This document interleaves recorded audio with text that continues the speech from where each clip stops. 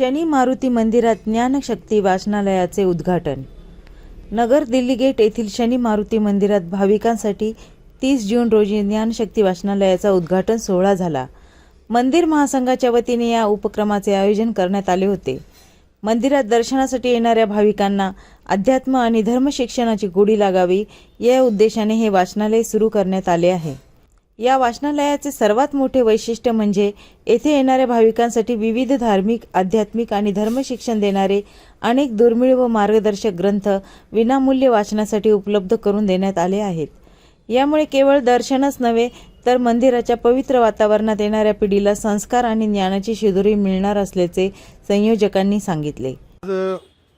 रोजी शनी मारुती मंदिर येथे ज्ञानशक्ती वाचनालयचा आरंभ करण्यात आला आणि आनंदाची गोष्ट म्हणजे शनी मारुती मंदिर विश्वस्त मंडळ, मायंबा देवस्थानचे मस्के साहेब, हवप भोमताई, अमृतेश्वर मंदिराचे सुनीलजी शिंदे अशा प्रमुख विश्वस्तांच्या माध्यमातून म्हणजे जे मंदिराशी संदर्भात आहेत अशाच सगळ्यांच्या संपर्कातून हा आजचा कार्यक्रम पार पडतोय।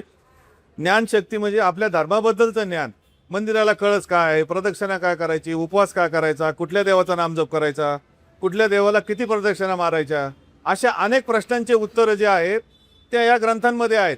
आणि सगळे ग्रंथ छोटे छोटे आहेत की म्हणजे वेळ पण खूप जाणार नाही। खूप मोठा ग्रंथ असला तर वाचायला वेळ लागतो, म्हणून देवाच्या कृपेने, गुरुदेवांच्या कृपेने अगदी छोट्या छोट्या ग्रंथांच्या माध्यमातून हा ज्ञानशक्तीचा प्रसार होणार आहे।